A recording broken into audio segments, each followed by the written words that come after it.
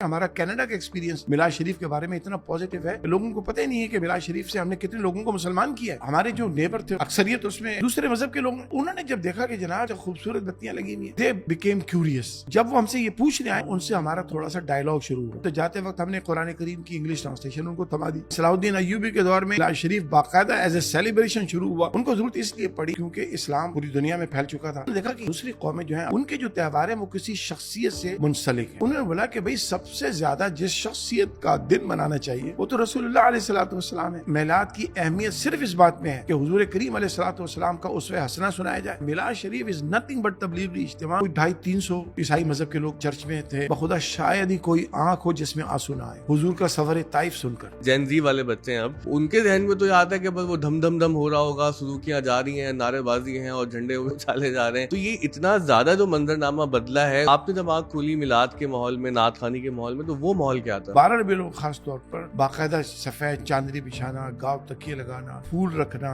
عطر لگانا، بڑا جیسے کہنا چاہیے سوبر، بڑا ریسپیکٹفل، بڑی تہذیب کے ساتھ لوگوں نے آنا. علامہ ابن کثیر لکھتے ہیں کہ حضور کے ذکر کا بھی احترام ویسا ہی ہے جیسے حضور کی موجودگی میں حضور کا احترام. یہ احترام ہم نے دیکھا. اگر ہم منانے والے یہ واضح کر دیں کہ بھائی ہم کوئی دین میں اضافہ کر ہی نہیں رہے، یہ تو رسول اللہ صلی اللہ علیہ وسلم سے محبت کا ہمارا ایک تہذیبی مظہر ہے، تو کیا اس سے ایک بہتری پیدا نہیں ہو سکتی دونوں فریقین کے درمیان؟ السلام علیکم. وعلیکم السلام. اچھا، ہم بچپن سے دادا کا ایک کلام سنتے پڑھتے بڑے ہوئے کہ سال بھر دیکھی نہیں ہے ہم نے رونق آج سی، ہو رہی ہے ہر طرف یہ کیسی بارش نور کی.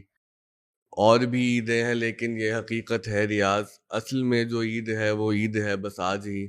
عید میلاد النبی کے حوالے سے کلام ہے.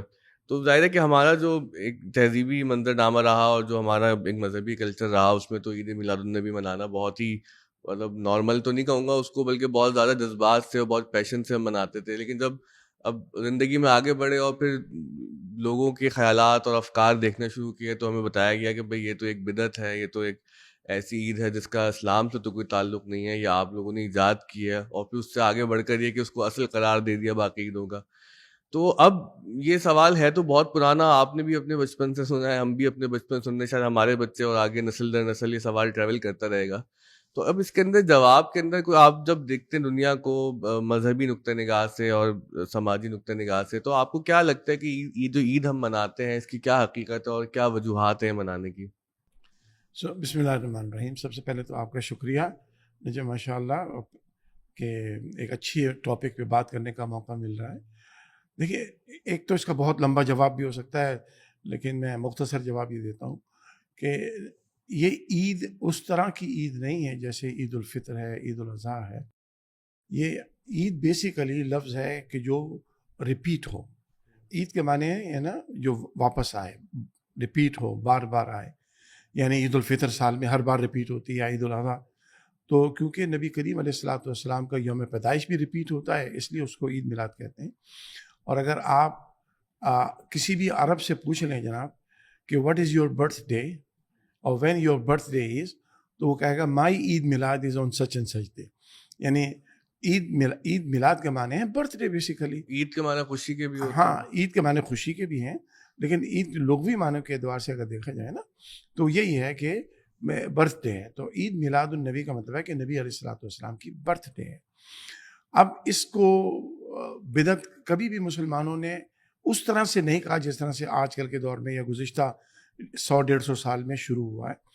امام ابن تیمیہ جیسا عالم جو بڑا سلفی اور سخت مزاج عالم ہے، ان کی فتاوی ابن تیمیہ پڑھ لیجئے، اس کے جلد نمبر 5 میں ابن تیمیہ نے، اب ابن تیمیہ آج سے تقریباً سمجھیے 800-850 سال پہلے کی بات، وہ یہ لکھتے ہیں کہ یہ یقیناً ایک نیا کام ہے، لیکن یہ نیا کام کیونکہ رسول کریم علیہ الصلوۃ والسلام کی محبت میں ہوتا ہے، اس لیے اس میں امید ہے کہ اللہ تبارک و تعالیٰ اس کو قبول فرمائیں گے اور اس کا اجر عطا فرمائیں گے. تو لیکن یہ یقیناً نبی علیہ الصلوۃ والسلام نے 12 ربیع الاول کا اپنا عید میلاد النبی نہیں بنایا، یہ تو فیکٹ ہے نا، اس کو تو کوئی ڈینائی کر ہی نہیں سکتا. نہ صحابہ کرام نے 12 ربیع الاول کی چھٹی کی اور 12 ربیع الاول کو ایسے سیلیبریشن کی. سوال یہ پیدا ہوتا ہے کہ یہ کب شروع ہوا نا، اس کی پوری ہسٹری میں جائیں تو یہ حضرت صلاح الدین ایوبی رحمۃ اللہ علیہ جنہوں نے بیت المقدس کو فتح کیا اور جن کو ساری دنیا کا مسلمان، کسی بھی مکتبہ فکر کا مسلمان ہو وہ ان کو اپنا ہیرو مانتا ہے. اب ان کو ہیرو اس لیے مانتے ہیں کہ بیت المقدس انہوں نے دلا دیا، لیکن صلاح الدین ایوبی کے دور میں میلاد شریف باقاعدہ ایز اے سیلیبریشن شروع ہوا. انہوں نے کہا جناب یہ نہیں مانتے، اور یہ ان کے دور میں نہیں ہوا، یہ ابھی شروع ہوا ہے 150 پونے 200 سال میں. تو ان کو شروع کرنے کی ضرورت کیوں پڑی اس کو دیکھیں آپ. ان کو ضرورت اس لیے پڑی کہ کیونکہ اسلام بہت پوری دنیا میں پھیل چکا تھا، اور ایک عیسائی دنیا کے اندر بھی لوگ آئے، مسلمان رہنے لگے، عیسائی مذہب کے لوگ ان کے ساتھ تھے، یہودی مذہب کے لوگ تھے، دوسرے قبائلی ٹرائبس ریلیجن تھے. تو انہوں نے دیکھا کہ دوسری قومیں جو ہیں اپنے اپنے تہوار کرتی ہیں. عید الفطر، عید الاضحیٰ ہمارے اپنی جگہ ہے، لیکن ان کے جو تہوار ہیں وہ کسی شخصیت سے منسلک ہیں. جیسے کرسمس ہو گیا، ایسٹر ہو گیا، ہانکا ہو گیا، یعنی اس قسم کی چیزیں ہو گئیں. تو انہوں نے بولا کہ بھئی سب سے زیادہ جس شخصیت کا دن منانا چاہیے وہ تو رسول اللہ علیہ السلام ہے. اچھا پھر بادشاہوں کے دن شروع ہو گئے. تو اس وقت آپ کو یہ بھی معلوم ہے کہ صلاح الدین ایوبی سے بہت پہلے اذانوں کے اندر بادشاہوں کے نام شامل کر دیے گئے تھے، وہ تو روکا گیا ان کو بعد میں. تو ان کا دیکھو لوگ بادشاہوں کی تعریف کر رہے ہیں، ان کے قصیدے پڑھ رہے ہیں. تو رسول اللہ علیہ السلام تو انہوں نے باقاعدہ ان کے زمانے میں مصر کے اندر سب سے پہلے یہ فاطمی مصر کے اندر یہ چیز شروع ہوئی، اور پھر انہوں نے اس کو سیلیبریشن کیا. اس کو اگر اس طرح سے کہا جائے کہ یہ بدعت ہے، کہ یہ خدا نہ خواستہ کوئی دین میں تحریف کر رہا ہے، دین میں تبدیلی آ رہی ہے، دین کے اندر کوئی ایسا ہے. کیونکہ اگر آپ بدعت کی ڈیفینیشن پہ جائیں تو وہ آج کل جو مولویوں نے ڈیفینیشن کی ہے بدعت کی، یہ وہ ڈیفینیشن نہیں ہے جو رسول اللہ علیہ السلام نے کی.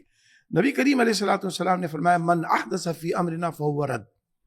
جس نے اس دین میں، اس امر میں، اس معاملے یعنی دین کے معاملات میں، شریعت میں کوئی نئی چیز، نیا کانسیپٹ، حدث بولتے ہیں، حادثہ جسے اردو میں بھی بولتے ہیں. حادثہ کوئی پلان نہیں ہوتا ہے، حادثہ اچانک رونما ہوتا ہے جس کا وجود پہلے سے نہ ہو. اور وہ ایک ایسی چیز ہوتی ہے جس کا پہلے سے خیال بھی نہیں ہوتا، نہ سوچا ہوا ہوتا ہے، اچانک حادثہ اسی ہوا. اگر حادثہ پلان کیا جائے تو وہ حادثہ نہیں ہوتا ہے، پھر وہ کانسپریسی ہو جاتی ہے. تو من احدث فی امرنا، تو کوئی حدث. اسی طرح سے کل محدثۃ بدعہ وکل بدعۃ ضلالہ، یہ ڈیفینیشن تو آقا علیہ السلام نے دی ہے نا. اب محدثہ وہ ہوتا ہے جس کا کوئی کانسیپٹ نہ ہو اور ایک نئی چیز وجود میں آئے جس کا نقصان ہو. حادثے کا نقصان ہوتا ہے، چوٹ لگتی ہے، گاڑی ٹوٹتی ہے، بلڈنگیں گر جاتی ہیں، اس کو حادثہ بولتے ہیں. تو اب یہ عید میلاد النبی میں ہوتا کیا ہے؟ اگر عید میلاد النبی میں قرآن کریم پڑھا جائے، رسول کی تعریف کی جائے، حضور کی سیرت بیان کی جائے، حضور کے احوال و واقعات بیان کی جائے، تو بھائی اس سے دین میں تحریف ہو رہی ہے یا دین کا احیاء ہو رہا ہے، دین کی تعلیم ہو رہی ہے. تو یہ بلا وجہ کی ایک چیز شروع کی ہے. اب یہ شروع کیوں ہوئی ہے وہ میں تھوڑی سی بات کر کے میں بات کو ختم کرتا ہوں. ہوا یہ ہے کہ آج سے تقریباً 250 سال پہلے، 200 سال پہلے، جب یہ کلونیل پاورز مسلمان ملکوں میں انہوں نے انویٹ کرنا شروع کیا، ان کو آکوپائی کرنا شروع کیا، اور آپ کو پتہ ہے کہ ایک آدھ ملک کے علاوہ تقریباً تمام اسلامی ممالک کالونیز بن گئی تھی. اس سامراجی لوگوں نے، اسلاموفوبز نے، یورپین سیٹلرز نے وہاں جا کے قبضہ شروع کر دیا.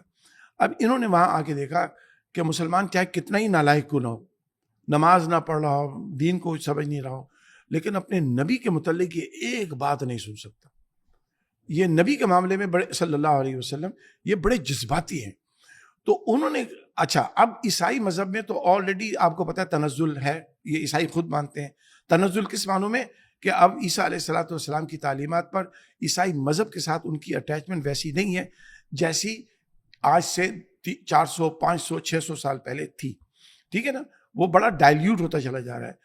اب عیسائی مذہب صرف کرسمس حد تک محدود ہے، اور کرسمس میں بھی عیسیٰ علیہ السلام تو نکل گئے، وہ سانتا کلاز آ گیا اب اس کے اندر نا، more of a cultural identity ہو گئی ہے. ہاں، وہ کلچر بن گیا، وہ مذہب نہیں رہا. تو اسی طرح سے ان لوگوں نے دیکھا کہ بھئی اگر مسلمانوں کو اسلام سے تعلق کمزور کرنا ہے تو ان کے نبی پر حملہ کرو، صلی اللہ علیہ وسلم. تو نبی پر حملہ کرنے کے لیے انہوں نے کہا کہ بھئی نبی کا یہ دن مناتے ہیں، اس کے کنٹروورسی پیدا کرو. اور انہوں نے وہی کنٹروورسی پیدا کی، اور یہ وہ کنٹروورسی پیدا ہوئی آج سے 150 200 سال پہلے. یقیناً یہ ایک میلاد شریف کرنا، اس طرح سے کرنا جس طرح سے بعض لوگ کرتے ہیں، تو وہ تو ہم خود اس کے خلاف ہیں. یعنی میلاد شریف پہ آپ جناب ڈھول تماشا ہو رہا ہے، ڈانس ہو رہے ہیں، غیر شرعی باتیں ہو رہی ہیں، تو بھائی اس کی تو مخالفت میلاد کرنے والے سب سے پہلے کرتے ہیں، کیونکہ میلاد کو بدنام کرنے والے یہی لوگ ہیں. تو آپ میلاد شریف کی مخالفت اس لیے کرتے ہیں کہ اس میں غیر شرعی کام ہو رہا ہے، تو بھائی اس غیر شرعی کام کو روکیں، میلاد شریف کو کیوں روکیں؟ مجھ سے ایک صاحب نے پوچھا جناب اس میں جناب یہ دیکھو ڈھول تماشے ہو رہے ہیں، عورت مرد اکٹھے بیٹھے ہوئے ہیں، یعنی انجوائمنٹ ہو رہا ہے، سیلیبریشن ہو رہی ہے.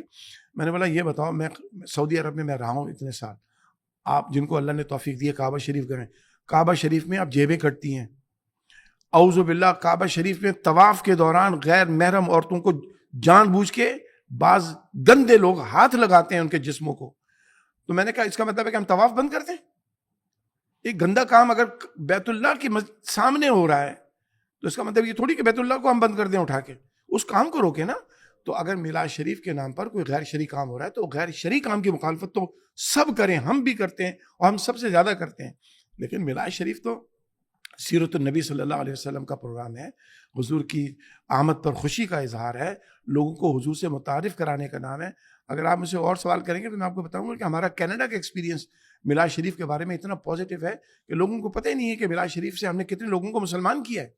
اچھا، وہ اس طرف ابھی ہم آئیں گے کہ جو میلاد کی مینیفیسٹیشن ہے، پریزنٹیشن ہے، کیونکہ اس میں میں چاہوں گا پہلے ہم یہاں کی جو کراچی کی یادیں ہیں میلاد کی، ماضی کا میلاد کیسے ہوتا تھا، وہاں سے چل کے وہ پھر کینیڈا تک جائیں گے. اس میں ایک سوال میرے ذہن میں یہ ہے کہ اچھا ایک تو وہ صورت ہے کہ جہاں لوگ مخالفت کرتے ہیں، وہ تو ٹھیک ہے، آپ نے اپنا نقطہ نگاہ واضح کیا، لیکن جیسے ہم لوگ منانے والے ہیں تو کیا یہ بہتر نہیں ہے کہ ہم یہ اعلان کریں اور اس کو مزید واضح کریں، کیونکہ واضح کیا جاتا ہے کہ جو میلاد النبی منانے کا عمل ہے یہ ایک تہذیبی عمل ہے، اس پر کوئی دین کا عنوان نہ لگائیں. جیسے اب ہوتا ہے نا کہ اب کوئی نہیں مناتا تو اس کے حوالے سے بھی ایک بہت سخت گیر رویہ.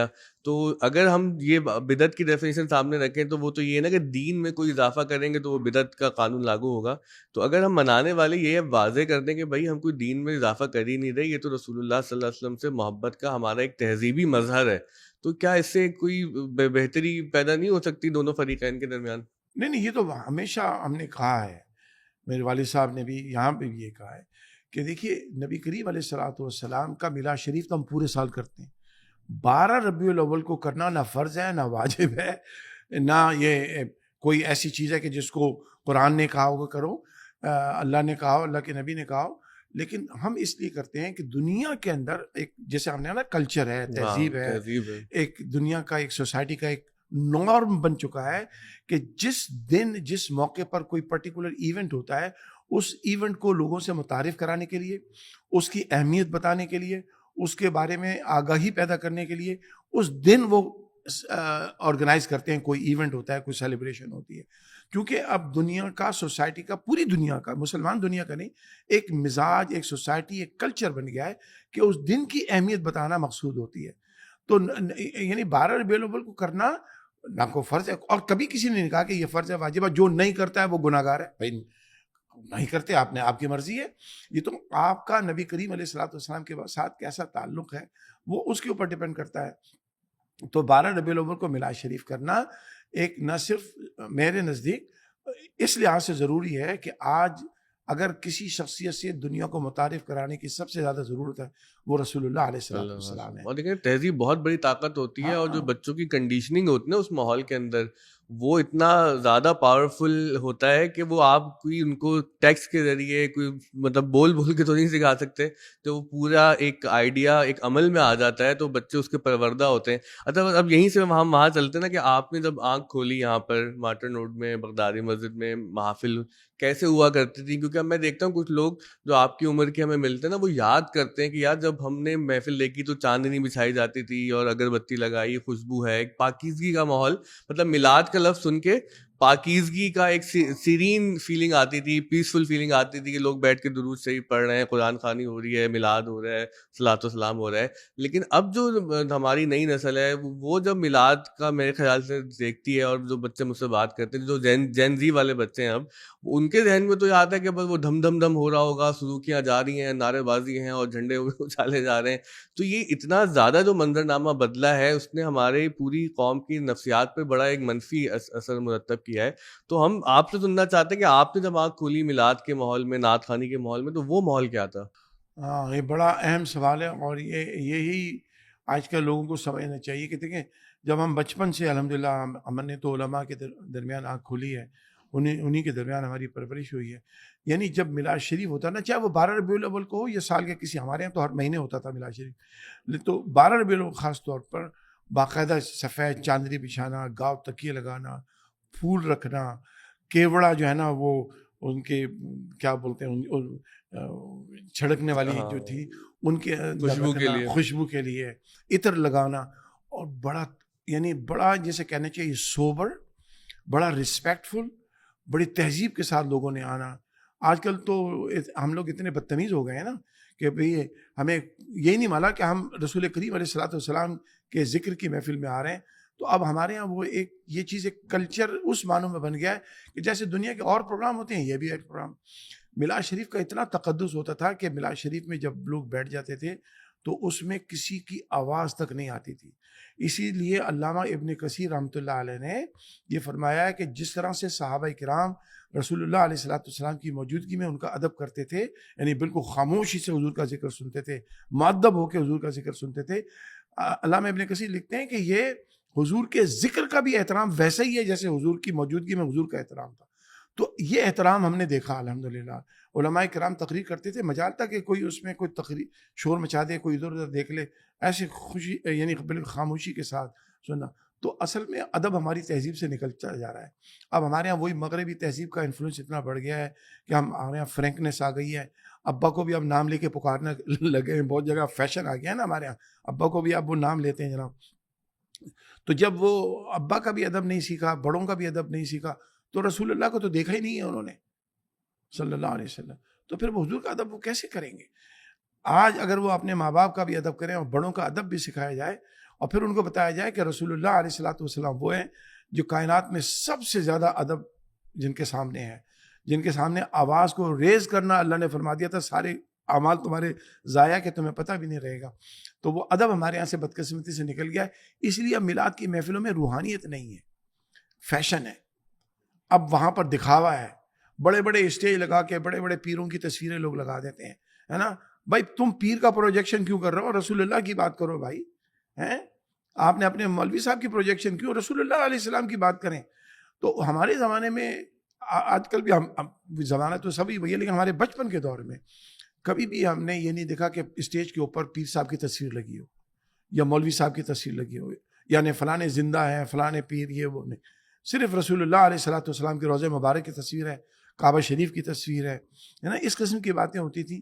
لیکن اب چونکہ میلاد ایک فیشن بن گیا ہے، اس فیشن کو ہمیں روکنا ہے. ہمیں میلاد کی اہمیت صرف اس بات میں ہے کہ حضور کریم علیہ الصلوۃ والسلام کا اسوہ حسنہ سنایا جائے، لوگوں کو دین کی طرف رغبت دی جائے. تبلیغی اجتماع ہے میلاد شریف، از نتھنگ بٹ تبلیغی اجتماع، جس کا عنوان میلاد اس لیے رکھ دیا جاتا ہے تاکہ لوگوں کو پتہ چلے کہ یہ کس قسم کا تبلیغی اجتماع ہے. اس میں حضور کی باتیں ہوں گی، اس میں حضور کی سیرت بیان ہوگی، اس میں حضور کی آمد کا تذکرہ ہوگا، اس میں حضور کے ساتھ صحابہ کے تعلقات، اہل بیت عظام کے تعلقات، بزرگان دین کے تعلقات کیسے رہے وہ بتایا جائے گا. بس اور کیا ہے. اچھا پھر جو چراغاں ہوتا ہے میلاد النبی کے موقع پر، تو میں نے جب آنکھ کھولی تو ہمیں تو خوشی ہوتی تھی، اور خاص طور پہ ہم 11 ربیع الاول کی رات جب 12ویں شب لگتی تھی تو بڑی خوشی سے جاتے تھے، دیکھتے تھے. سیوک سینٹر سجتا تھا اور کوئی لیاقت آباد کے کچھ علاقوں کو سجتے ہوئے دیکھا. لیکن پھر ہم نے دیکھا کہ اس کے اندر خرابی بھی پیدا ہونا شروع ہوئی کہ وہ پھر وہاں پر میں نے خود دیکھا اپنے آنکھوں سے، وہ خانہ کعبہ کا ماڈل بنا دیا. وہ بچہ بیچارے معصوم لوگ ہی کہوں گا، نا سمجھ نادان سے وہ طواف بھی شروع ہو گیا. تو یہ جو ایک سیلیبریشن ہے مجھے تو بہت اچھا لگتا ہے چراغاں ہونا، کیونکہ ہم کراچی میں رہتے ہیں، یہاں لوڈ شیڈنگ اور پانی نہیں ہے، 10 قسم کے عذاب ہوتے ہیں. تو ربیع الاول شریف میں ہوتا ہے کہ وہ چراغاں دیکھ کے خوشی محسوس ہوتی ہے، طبیعت میں بھی فرحت محسوس ہوتی ہے. لیکن اب وہ اس کے ساتھ ساتھ جو بگاڑ اب چونکہ کلچرل ایلیمنٹس میں بہت تیزی سے پیدا ہو جاتا ہے، روک ٹوک نہیں ہوتی. تو یہ آپ نے اپنے بچپن سے پھر جب آپ سعودی عرب گئے اس وقت تک کی کیا صورتحال تھی؟ اسی طرح سے کراچی سجایا جاتا تھا، خوشی کا ماحول ہوتا تھا؟ کراچی جو ہے نا ایک طرح سے دلہن ہوتا تھا یہ الحمدللہ. اور ہمارے یہاں بھائی ہمارے بچپن میں تو لوڈ شیڈنگ کبھی کبھار ہوتی تھی، اب تو ایک معمول بن چکا ہے.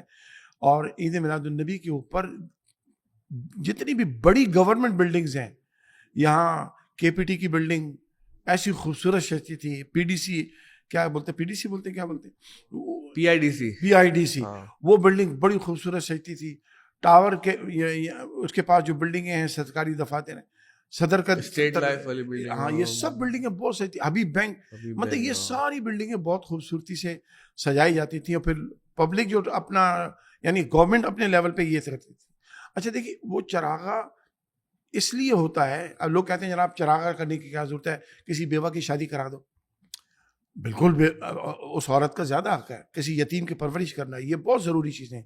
لیکن پھر ایسا کریں نا کہ پھر آپ اپنی جو شادیوں کے اوپر لاکھوں ڈالر لاکھوں روپے خرچ کر رہے ہیں نا, پھر آپ خود بھی یہ خالی میلاد کے اوپر آپ کو غریب یاد آتا ہے اور اپنے تمام جو عیش و نشاط ہیں, شادیاں ہیں, پکنک ہیں اور سیلیبریشنز ہیں, ان پر آپ کو غریب یاد نہیں آتا ہے نا, تو یہ زیادتی ہے. تو چراغا اس لیے کیا جاتا ہے کیونکہ دنیا کا وہی تہذیب والی بات آ گئی, کلچر والی بات آ گئی کہ یوم پاکستان کے اوپر چراغا ہوتا ہے. سال بہت زیادہ ہوا 14 اگست پہ, بہت زیادہ ہوتا ہے نا. تو لوگ کیوں چراغا کرتے ہیں؟ تاکہ ہمارے بچوں کو پتہ چلے کہ آج ہمارا پاکستان ہم کو اللہ نے عطا کیا, یہ پاکستان آزاد ہوا اور پاکستان ایک مملکت کے طور پہ وجود میں آیا. تو لوگوں کو سیلیبریشن کی فیلنگز آتی ہیں کہ ہاں بھائی اسے ڈے آف پرائڈ. وہ ویسے ہی آرگومنٹ ہے جیسے وہ بقرعید کے موقع پہ کہتے ہیں کہ آپ وہ واٹر کولر لگا دیں, جانور قربان کرنے کی کیا ضرورت ہے. تو پھر واٹر کولر تو پورے سال لگا سکتے ہیں آپ, وہ موقع جانور قربان کرنے کا تو کر لیں.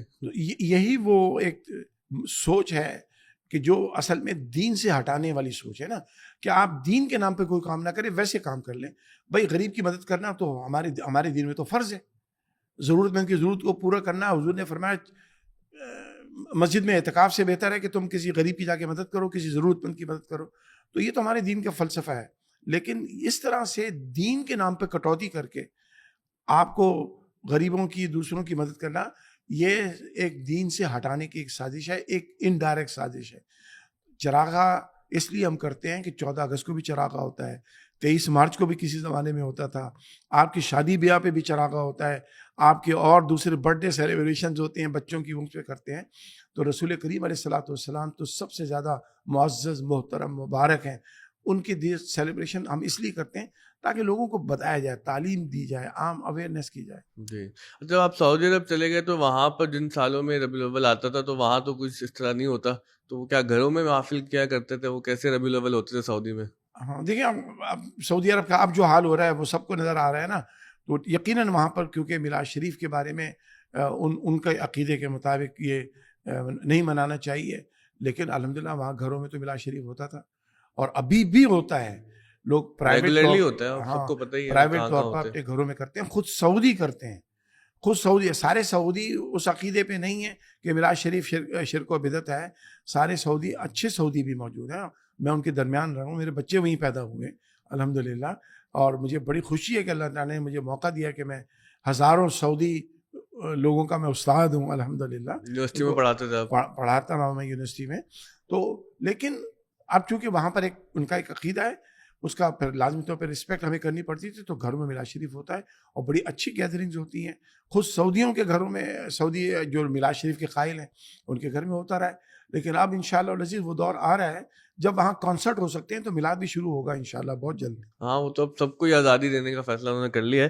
اچھا اس کے بعد آپ کینیڈا چلے گئے, تو کینیڈا جب آپ پہنچے تو کس سن میں گئے تھے, اور کیا جب آپ وہاں پہ گئے تھے تو میلاد النبی کو سیلیبریٹ کرنے کا کلچر کس طرح کا تھا اس وقت کینیڈا میں؟ ہاں جب آپ پہنچے تھے وہاں پہ, وہ کس ایئر میں پہنچے تھے؟ ہاں کینیڈا میں دیکھیے یہی آج سے تقریباً 30-31 سال ہو گئے.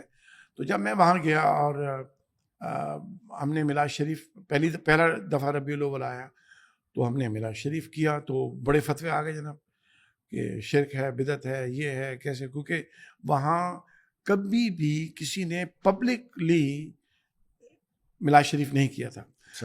میرے جانے سے پہلے وہاں یہ اسماعیلی مسلمان یہ عید میلاد النبی 12 ربیع الاول کو یا جو بھی ان کی تاریخ ہوتی تھی اس پہ وہ کرتے ہیں اہل تشیع. تو ہاں اسماعیلی مسلمان کرتے ہیں, لیکن وہ تاریخ کیا ہے, وہ ربیع الاول میں کسی تاریخ پہ ہوتا تھا.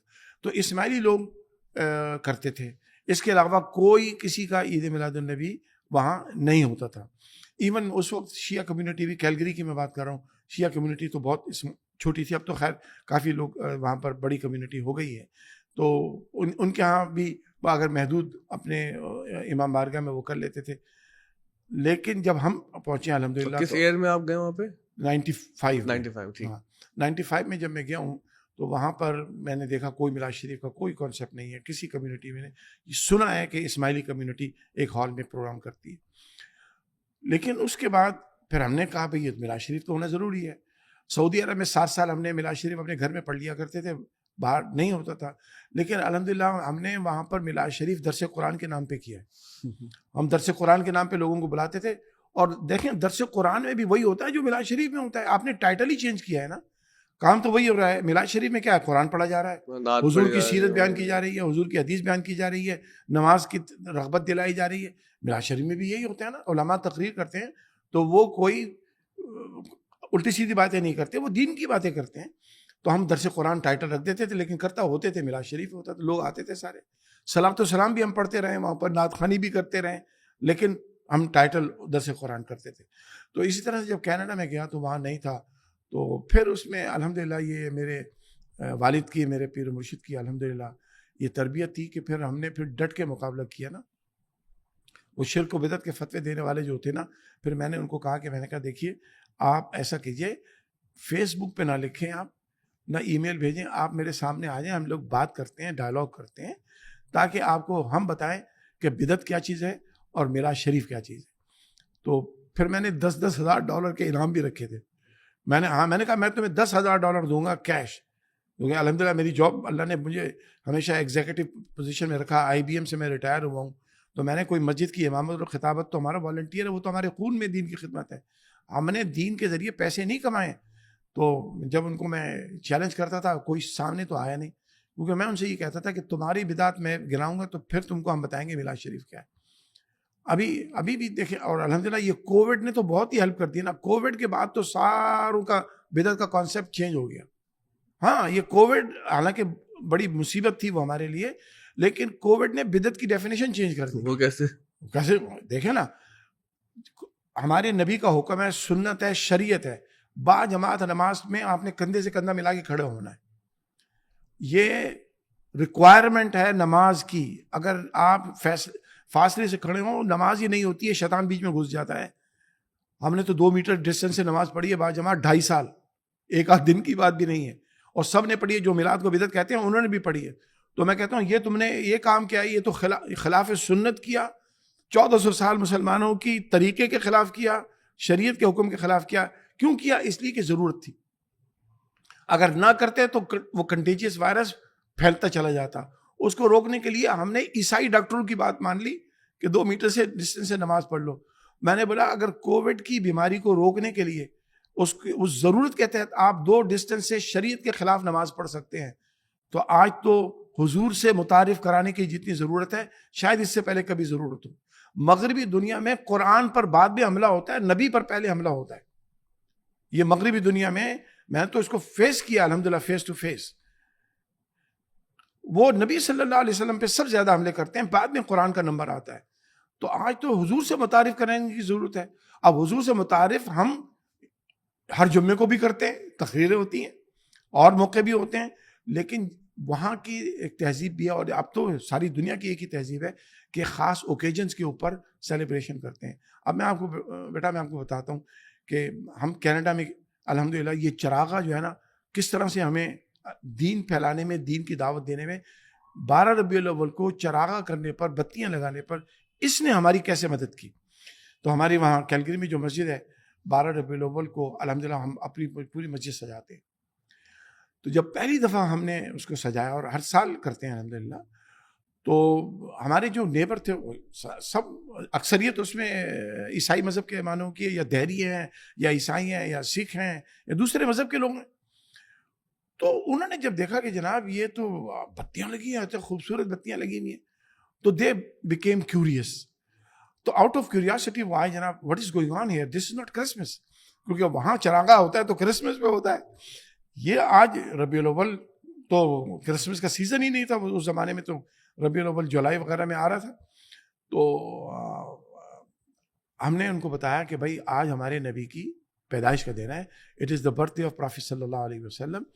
تو ہمارا مقصد یہ تھا کہ یہ کسی طرح سے آئیں, ہم سے بات چیت کریں. تو جب وہ ہم سے یہ پوچھنے آئے کہ آپ نے یہ بتیاں کیوں لگائی ہوئی ہیں, تو جب ان کو ہم نے یہ بتایا تو الحمدللہ ان سے ہمارا تھوڑا سا ڈائلاگ شروع ہوا. ڈائلاگ شروع ہوا تو جاتے وقت ہم نے قرآن کریم کی انگلش ٹرانسلیشن ان کو تھما دی، پھر تھوڑا سا ایک پمفلیٹ بنایا رسول کریم کی سنت اور سیرت کے حوالے سے. الحمدللہ اس کے صدقے میں اس چراغا کی کیوریاسٹی کی وجہ سے وہ جب آئے ان سے بات چیت ہوئی، اللہ تبارک و تعالیٰ نے کچھ کو اسلام کی دعوت عطا فرمائی، اور جن کو جو مسلمان نہیں ہوئے کم از کم مسلمانوں کی دشمنی ان کے دلوں سے نکل گئی.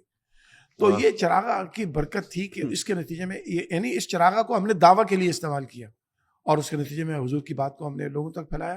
آج الحمدللہ ان 31 سالوں کے اندر الحمدللہ حضور کے صدقے میں اب کینیڈا میں وہ لوگ جو میلاد شریف نہیں بھی کرتے ہیں نا، پبلکلی جو پہلے میلاد شریف کو بدعت کہتے ان کی زبانیں تھکتی نہیں تھی، الحمدللہ سب الحمدللہ خاموش ہیں. نہیں کرو تمہاری، ہم نے کبھی نہیں کہا کہ میلاد شریف تم پہ نہیں کرو گے تو تم گناہ گار ہو گئے یا مسلمان. یہ جو آپ کا رویہ نا بڑا پازیٹیو ہے، کیونکہ میں نے یہاں پاکستان میں دیکھا ہے، کیونکہ ہم جب مسجدوں میں جاتے ہیں تقریر سنتے ہیں اور نجی محفلوں میں بھی گفتگو سنتے ہیں نا، تو جس طرح سے آپ بہت مثبت طریقے سے کہیں نا کہ ٹھیک ہے ہمیں یہ تہذیبی عمل ہے میلاد النبی صلی اللہ علیہ وسلم منانا، اور اس کو دعویٰ کے لیے بھی استعمال کیا، اس کے بڑے فوائد ہیں اور وہ روحانی فوائد بھی ہیں، نفسیاتی بھی ہیں، سماجی بھی ہیں، معاشرتی بھی ہیں. لیکن جب یہ رویہ ہمارے یہاں سے ایسے بدل کے وہ حملہ آوری کی صورت اختیار کرتے ہیں نا کہ چونکہ تم لائٹ نہیں لگاتے، چونکہ تم میلاد نہیں مناتے تو اب تم کافر ہو، اب تم گستاخ ہو، تو یہ رویہ بھی میرے خیال سے ایکولی کنڈیم کرنا چاہیے اس کو. بیٹا بالکل ایبسولوٹلی اس کو زیادہ کنڈیم کرنا چاہیے. میں آپ کو بتاتا ہوں کہ یہ جو چیز ہمارے یہاں آئی ہے نا، جو ایک یعنی تشدد پسند ہوئی اور شدید قسم کی باتیں کرنا. دیکھیے ابھی میں آپ کو بتاتا ہوں، وینکوور میں پروگرام تھا جس میں سعودی عرب سے ایک سعودی عالم آئے ہوئے تھے، اور یقیناً ان کا عقیدہ میلاد شریف کا نہیں ہے. ہم تو نبی کریم علیہ الصلوۃ والسلام پہ سلام پڑھتے ہیں تو کھڑے ہو جاتے ہیں نا، وہ لوگ نہیں کھڑے ہوتے ہیں. اچھا یہ اس پروگرام میں بھی موجود تھا، ہماری تنظیم کی طرف سے وہ پروگرام تھا. یہ سعودی عالم بھی وہاں موجود تھے، ان کے ساتھ ہمارے دیوبند علماء بھی وہاں موجود تھے، یہ سب تھے، مطلب سب اہل سنت ہم لوگ ہیں، سنی مسلمان، وہ سب تھے وہاں پر. تو صلاۃ والسلام پڑھنے سے پہلے، کیونکہ ہم تو سلام پڑھتے ہیں بھائی، تو صلاۃ والسلام پڑھنے سے پہلے میں نے سعودی عالم کے سامنے اور ہمارے دیوبند مکتب فکر کے جو علماء موجود تھے ان کے سامنے میں نے پہلے ان کو بتایا. اور یہ میں جب سے کینیڈا گیا، سلام پڑھنے سے پہلے میں 2 منٹ اس بات پر لیتا ہوں، ان کو سمجھاتا ہوں کہ ہم کھڑے کیوں ہوتے ہیں، ان کو ایکسپلین کرتے ہیں. بخدا میں جی آج تک کسی نے نہیں کہا کہ آپ جو کھڑے ہوتے ہیں یہ غلط ہے. یعنی وہ لوگ جو اس کو مانتے بھی نہیں، انہوں نے بھی نہیں کہا، کیونکہ میں ان کو یہ کہتا ہوں دیکھو نبی کریم علیہ الصلوۃ والسلام پر سلام پڑھنے پر تو کسی کو اعتراض نہیں ہے. ان اللہ و ملائکتہ، قرآن کریم کی وہ مشہور آیت ہے، سب کا ایمان ہے کہ حضور پر درود بھی بھیجنا ہے اور حضور پہ سلام بھی پڑھنا ہے. اختلاف اس بات پہ ہے کہ کیسے بھیجنا ہے. تو میں نے بولا دیکھیے ہمارا دل اس بات پر مطمئن ہے کہ کھڑے ہونے میں احترام ہے اور تعظیم ہے. آپ کا دل اگر اس بات پر مطمئن ہے کہ بیٹھنے میں آپ کو تعظیم لگتی ہے تو آپ بیٹھ کے پڑھ لیں. میں تو کہتا ہوں اگر تم کو لیٹ کر سلام پڑھنے میں تعظیم لگتی ہے تو تم لیٹ کے پڑھ لو بھائی، پڑھنا تو ہے، ہم کھڑے ہوتے ہیں ہمیں تعظیم لگتی ہے. میں قسم کھا کے کہتا ہوں نجم کہ جب میں یہ بات کہتا ہوں وہ لوگ جو کھڑے نہیں ہوتے زندگی میں کبھی بھی کھڑے ہو کے سلام نہیں پڑھا، وہ بھی کھڑے ہو جاتے ہیں. آپ لوگوں کو تمیز سے بات کریں، ان کو ریزن بتائیں، لاجک سے بات کو ایکسپلین کریں. اکثریت دنیا میں لوگ اچھے لوگوں کی ہے، برے لوگ بہت کم ہیں، ابو جہل بہت کم ہیں. تو الحمدللہ وہ پاکستانی ہندوستانی وہ ان میں وہ بھی ہیں، عرب بھی ہیں، کھڑے ہو جاتے ہیں. جب ان کو میں کہتا ہوں بھائی میں تو کھڑا اس لیے ہوتا ہوں کہ مجھے تعظیم نظر آتی ہے، آپ کو تعظیم بیٹھنے میں نظر، آپ بیٹھے رہیں. جب ان کو یہ فلیکسیبلٹی دیتے ہیں تو پھر وہ کھڑے ہی ہو جاتے ہیں الحمدللہ، کیونکہ اکثریت کھڑی ہو جاتی ہے. اچھا ایک طرف تو یہ بہت خوشائن بات ہے کہ جو لوگ اس کو طرح جو ان کے اعتراضات ہیں وہ کچھ سمجھتے ہیں، کچھ قربت بڑھتی ہے. لیکن دوسری طرف ہمارے رویہ یہ، مجھے آپ کی بات سے وہ ایک واقعہ یاد آیا. پھنسی تایا کہ اگر خوشی کی تقریب تھی تو آپ نے یہی بات کی، مجھے یاد ہے آپ کہ بھائی جس کو کھڑا ہونا ہے وہ کھڑا ہو جائے، تو بیٹھ کے ادب سے پڑھنا چاہے. تو ہمارے کچھ لوگ ناراض ہو گئے تھے، وہ بعد میں چیما کو یہ شروع کر دی کہ انہوں نے جو ہے کہ کھڑا ہونا ضروری ہے، یہ کیسے کہہ دیا کہ بیٹھ جائیں، تو غلط کلچر اور غلط راہ دکھا رہے ہیں. تو یہ رویہ جو نا بڑا عجیب سا ہو گیا ہے کہ اس کی وجہ سے ہوتا ہے کہ جو لوگ ایون یہ کہ اس چیز کو نارمل سمجھتے ہیں نا، ان کے دماغ میں بھی پھر پریشانیاں پیدا ہوتی ہیں کہ اتنا کیوں اصرار کر رہے ہیں کھڑے ہونے پر، اتنا کیوں لڑائی کر رہے ہیں، جبکہ یہ اس طرح کا دینی حکم تو ہے بھی نہیں. میں آپ کو بتاؤں ایک بات، اور یہ میں اکثر بات کہتا ہوں، اسلام کو سب سے زیادہ نقصان خود مسلمانوں نے پہنچایا ہے. تصوف کو سب سے زیادہ نقصان صوفیوں نے پہنچایا ہے. اہل سنت والجماعت کو سب سے زیادہ نقصان انہی اہل سنت والجماعت کے لوگوں نے پہنچایا.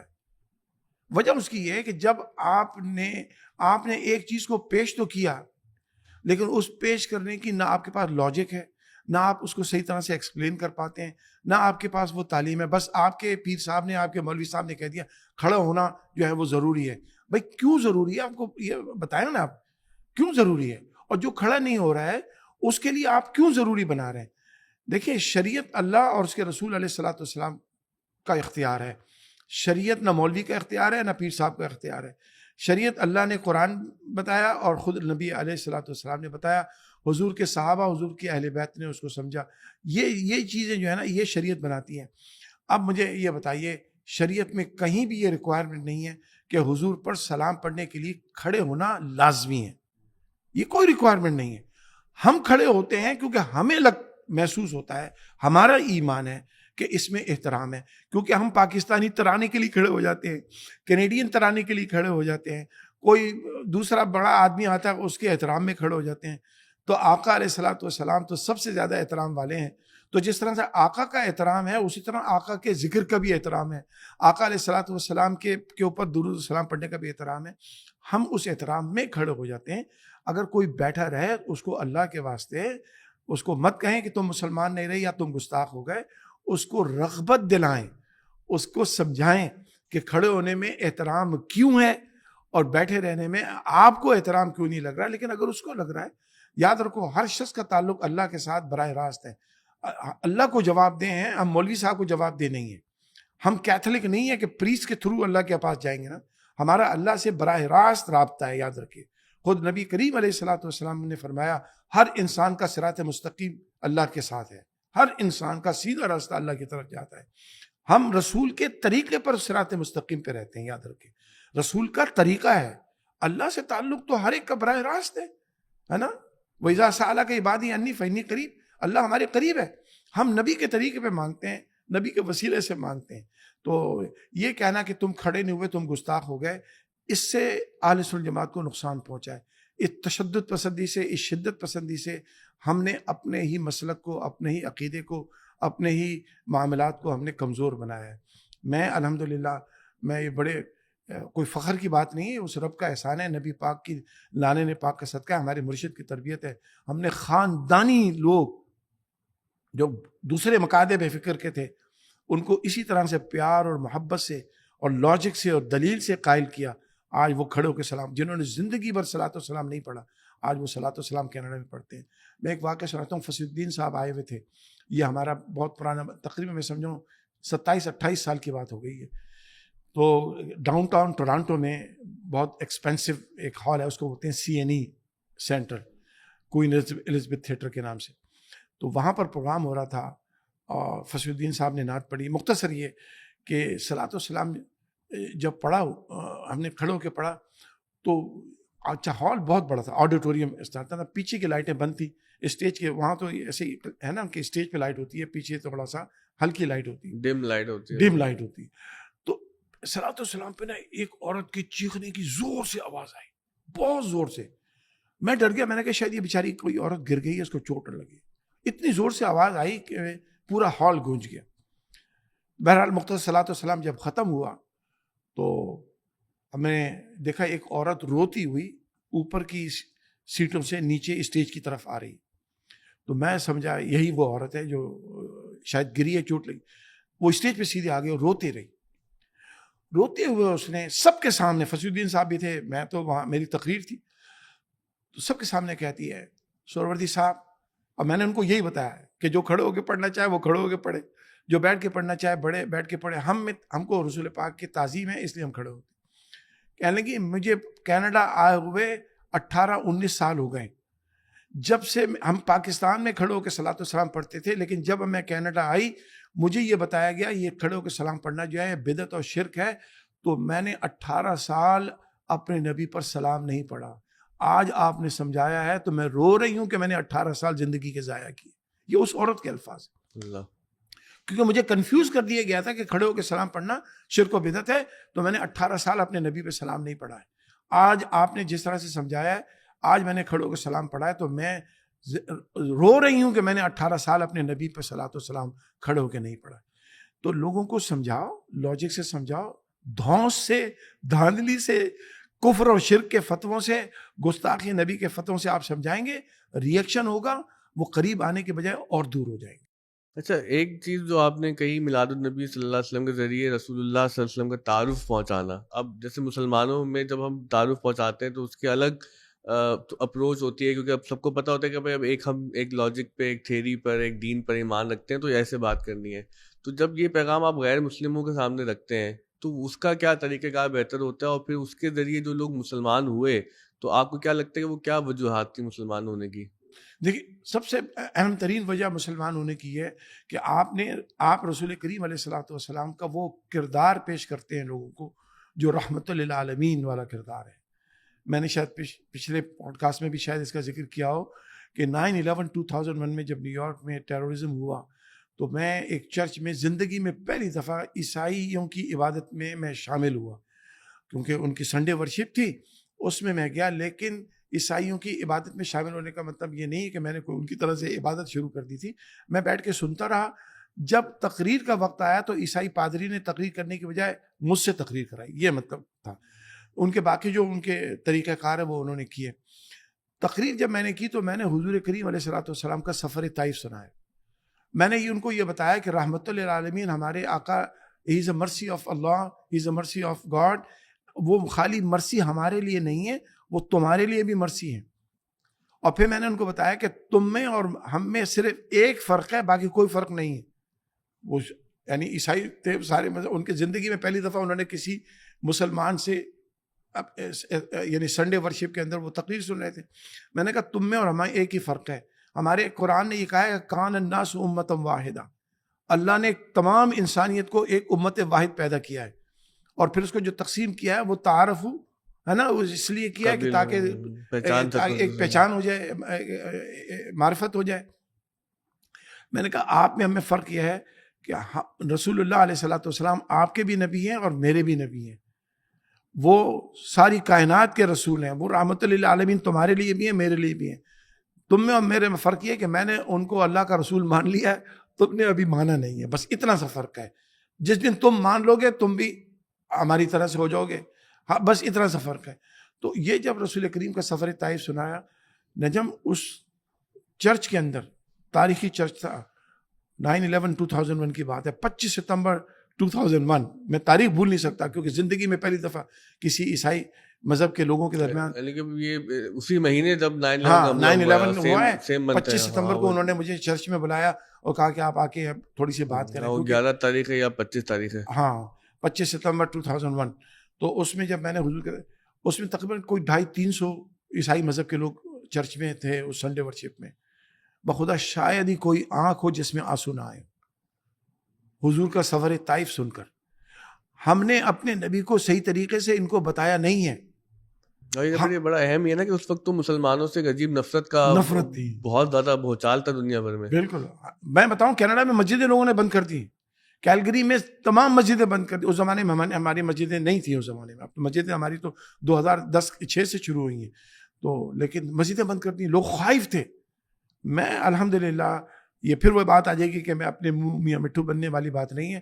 یہ ہمارے پیر و مرشد کی تربیت تھی کہ 9/11 کے بعد اور 9/11 سے بھی پہلے 97 سے میں کینیڈین میڈیا میں اسلام کی بات کرنا، مسلمانوں کا دفاع کرنا، یہ ہم نے کیا. کوئی دوسرے مکتب فکر کا ہو وہ بھی اس میں نہیں تھا. اور ہم نے اپنے مکتب فکر کا دفاع نہیں کیا، اسلام کا دفاع کیا اور تمام مسلمانوں کا دفاع کیا، چاہے وہ ہم سے اختلاف رکھتے ہیں نہیں رکھتے. لیکن ہم نے چاہے وہ شیعہ ہوں، سنی ہوں، کسی مکتب فکر کے ہوں، ہم نے سب کی بات کی کہ ہم سب ایک ہیں. تو الحمدللہ اس کے نتیجے میں مسلمانوں کے بارے میں ایک گڈ ول پیدا ہوئی. 400 سے زیادہ چرچز میں گیا 9/11 کے بعد. 400 سے زیادہ ہر چرچ میں جا کے میں نے لوگوں کو یہی بتایا کہ ہمارے نبی صلی اللہ علیہ وسلم کا کیا پیغام ہے. یہ جو انتہا پسندی ہے، ٹیررزم ہے، کلنگ ہے انوسینٹ لوگوں کی، یہ ہمارے دین کا حصہ نہیں ہے بھائی. یہ ہمارے دین کو بدنام کرنے والے یہ وائٹ ہاؤس میں پیدا ہوئے ہیں سارے. میں تو اس طرح سے کہتا تھا. اچھا آپ نے اپنے وہ واک کا بھی قصہ سنایا تھا، تو ہمارا پچھلا پوڈ کاسٹ ہے وہ آپ جا کے دیکھ سکتے ہیں، آپ نے پورے اکراس کینیڈا واک کی. تو میں جو آپ کے فیس بک پہ اور جو آپ کی سوشل میڈیا یا آپ کی جو ویب سائٹ تھی اس پہ ہم نے دیکھا کہ مردوں کے ساتھ خواتین کی بھی بڑی تعداد وہاں پر مسلمان ہوتی ہے آپ کے پاس آ کے.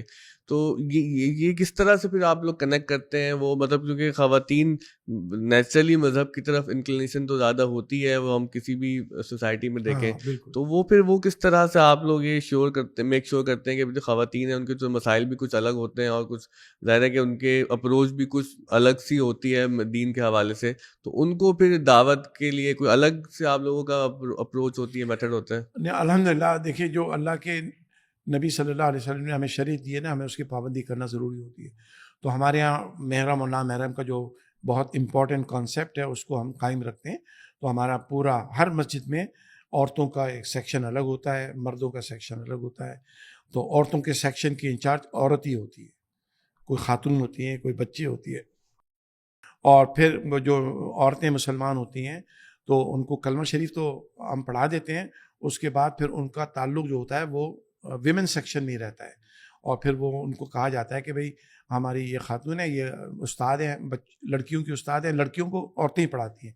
مرد ہمارے کسی مسجد میں صحیح. بچیوں کو میں نہیں پڑھانے دیتا. میں کہتا ہوں نہیں، چھوٹی بچی ہو کوئی 4-5 سال کی تو وہ تو ہو جاتی ہے، لیکن جیسے بچی بڑی ہوتی ہے تو عورتیں پڑھاتی ہیں. تو ہمارے یہاں ویمن سیکشن الگ ہے، مردوں کا سیکشن الگ ہے.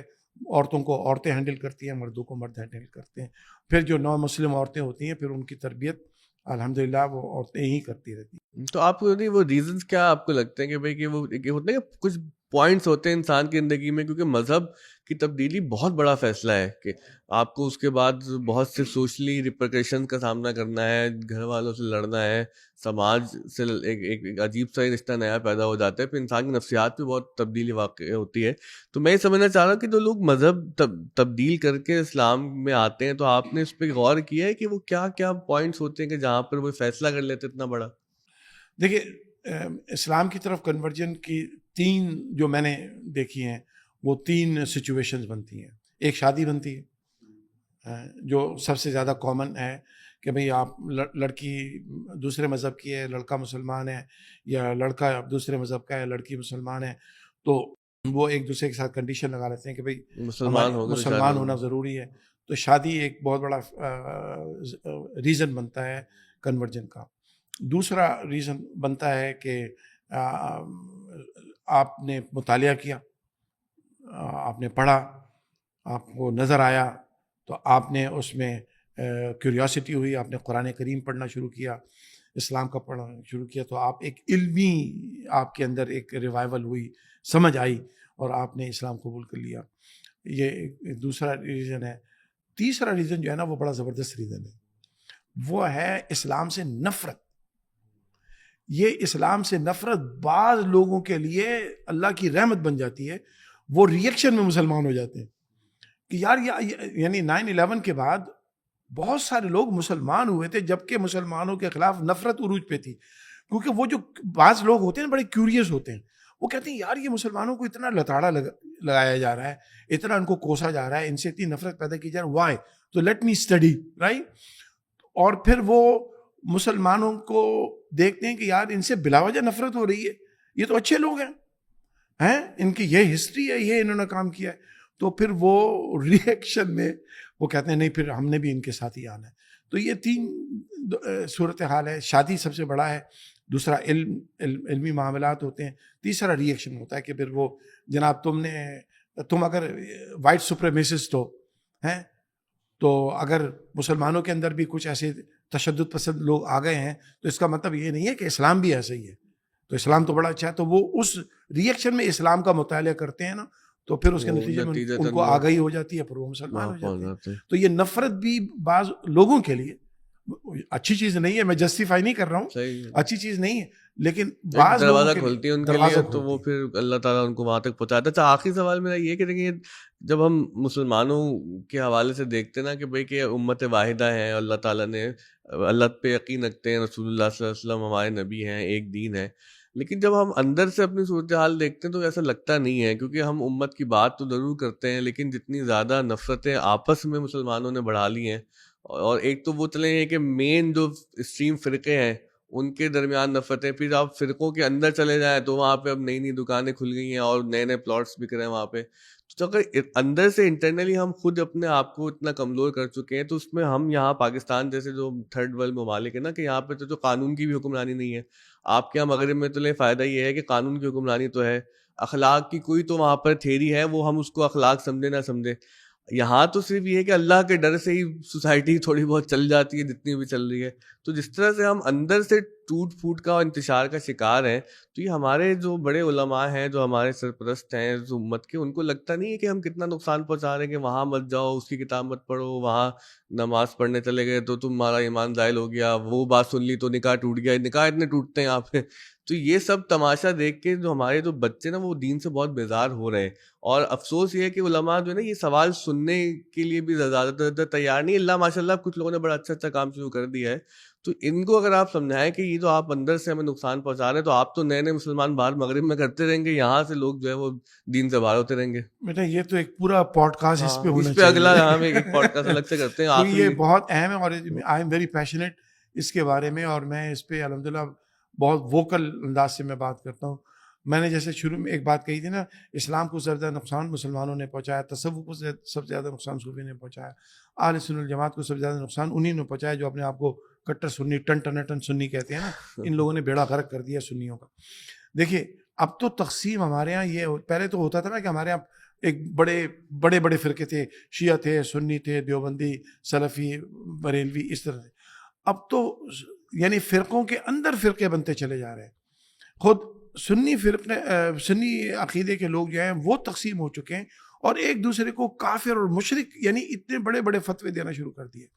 تو یہ جو بدقسمتی سے چیز پیدا ہوئی ہے, یہ میں کہتا ہوں اکثر یہ جب سے یہ 22 سال کے مفتیوں کی ماس پروڈکشن شروع ہوئی ہے نا, یہ گزشتہ 25-30 سالوں کے اندر یہ جو جتنے ماس پروڈکشن ہوئی ہے مفتیوں کی ہے نا, اور ان مفتیوں کے 20-25 سال کے یہ نئے بیچارے, اب میں کیا لفظ استعمال کروں, ان لوگوں نے جو کہ اپنے they are young people, blood young ہے, اب وہ اپنے آپ جذبہ بھی ہے ان میں, تو انہوں نے اس چیز کو آگے بڑھایا. لیکن یہ بات ان سے شروع نہیں ہوئی ہے, یہ ہم سے بہت پہلے شروع ہوئی ہے کہ جناب, میں نام نہیں لیتا ہوں کہ جناب یہ تو گستاخ فرقے کا آدمی آ گیا, مسجد آیا, مسجد کو دھو. اب یہ چیزیں کم ہوتی چلی جا رہی ہیں, لیکن سوشل میڈیا میں اس نے ایک دوسرا اختیار کر لیا ہے. اب آپ ایک ہی عقیدے کے ہیں لیکن آپ سے ذرا سا ڈفرینس آف اوپینین آیا, ذرا سا, کوئی ایسی بڑی بات بھی نہیں, چھوٹا سا ڈفرینس آف اوپینین, آپ کھٹ سے سوشل میڈیا میں آ کے آپ نے دوسرے کو وہ گالیاں نکالنا شروع کر دی, وہ لتاڑا لگانا شروع کر دیا, وہ کوسنا شروع کر دیا, کہ اس کے نتیجے میں ہوا یہ کہ وہ دشمنی بڑھتی چلی گئی. اسی لیے اللہ کی کتاب کو اگر ہم نے مضبوطی سے پکڑ لیں تو یہ سارے فرقے خود بخود ختم ہو جائیں. اللہ نے قرآن میں اس فرقہ واریت کی سورس بتائی ہے کہ دین میں فرقہ واریت انہوں نے پیدا کی جنہیں دین کا علم دیا گیا.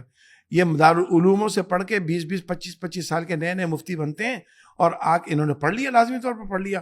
اب انہوں نے جو پڑھ لیا اس کے بیس پہ انہوں نے کہا کہ میرے پاس اب پوری اتھارٹی ہے کہ میں جس کو کہوں گا وہی مسلمان ہے, وہی صحیح عقیدہ والا ہے, میں جس کو کہوں گا وہ نہیں ہے. تو یہ جو امپاورمنٹ ان کو ہوئی نا, امپاورمنٹ, انٹائٹلمنٹ ہے, یہ تو انٹائٹلمنٹ ہو گئی, ان کو feeling they are empowered to do these things. تو اس کے نتیجے میں یہ ہمارے یہاں تقسیم ہوئی ہے, اور اس سے جتنا نقصان ہمارے دین کو ہوا ہے, اتنا نقصان, ان لوگوں کو اندازہ نہیں ہے. ہم وہاں لوگوں کو اسلام میں لا رہے ہیں, یہاں پاکستان میں ٹھیکہ لیا ہے اسلام سے نکالنے کا, اور دہریت دنیا کے اندر بڑھ رہی ہے. ادھر سے آپ مسلمان کر رہے ہیں, یہاں سے جو ہے وہ ہر بندہ کافر ہوتا جا رہا ہے. ہاں کافر ہوتا ہے. اور میں ایک لوگوں کو پتہ نہیں ہے ابھی تک, جو آج سے سمجھیے 15-10 یا زیادہ دور بھی نہیں, 15-20 سال پہلے تک دنیا میں اسٹیٹس یہ تھے, مغربی دنیا کے اسٹیٹس یہ تھے کہ دنیا کا فاسٹسٹ گروئنگ ریلیجن اسلام ہے. ابھی بھی بعض کہتے ہیں, لیکن اب اس میں ڈفرنس آ چکا ہے. دنیا کا fastest growing religion in the world is Islam. اور یہ کہا جا رہا تھا کہ اس صدی کے آخر میں, یا 2050 تک, ناٹ آخر میں, 2050-2060 تک Islam will be the first majority religion. Christianity number 2 پہ آ جائے گی. آپ پڑھ لیجئے, اسٹیٹ بدل چکے ہیں اس وقت. اب یہ کہا جا رہا ہے کہ 2070 تک یا by the end of the century atheism will be the first religion and Islam will be the second one and Christianity will be the third one. ریس میں ایتھیزم آگے نکل گیا. ہاں ریس میں ایتھیزم آگے نکل گیا ہے. تو اب یہ ہو رہا ہے نا, اور وہ ایتھیزم کیسے ہو رہا ہے؟ ایتھیزم مغربی دنیا سے نہیں ہو رہا, خود یہ مولوی بنا رہے ہیں. آپ جب ایک دوسرے کو گالی نکالیں گے, ایک دوسرے کو کافر مشرک کہیں گے, وہ نوجوان سن رہا ہے, وہ آپ سے تو بیزار ہوگا ہی ہوگا, وہ دین سے بھی بیزار ہوگا. اچھا آپ نے بالکل ٹھیک کہا. اس پہ ہم اگلی نشست پہ جو ہے گفتگو آپ سے کرواتے ہیں, کیونکہ آج تو وہ میلاد النبی سے بات جڑی ہوئی ہے. کیونکہ اگر رسول اللہ صلی اللہ علیہ وآلہ وسلم سے اگر ہم انس محسوس نہیں کریں گے, ان سے طبیعت میں میلان محسوس نہیں کریں گے, محبت محسوس نہیں کریں گے, تو پھر نتیجہ یہی ہوگا کہ وہ جو اقبال نے شیطان کا خطبہ لکھتے ہوئے کہا تھا نا کہ یہ فاقہ کش جو موت سے ڈرتا نہیں ذرا, روح محمد اس کے بدن سے نکال دو. تو یہ روح محمد صلی اللہ علیہ وآلہ وسلم ہی ہماری جو ہے وہ اسلام کی اصل ہے, ہمارے ایمان کی اصل ہے. بہت شکریہ آپ نے آج کی جو گفتگو کی. انشاءاللہ اگلے پوڈ کاسٹ میں اس موضوع کو ہم آگے لے کے چلتے ہیں.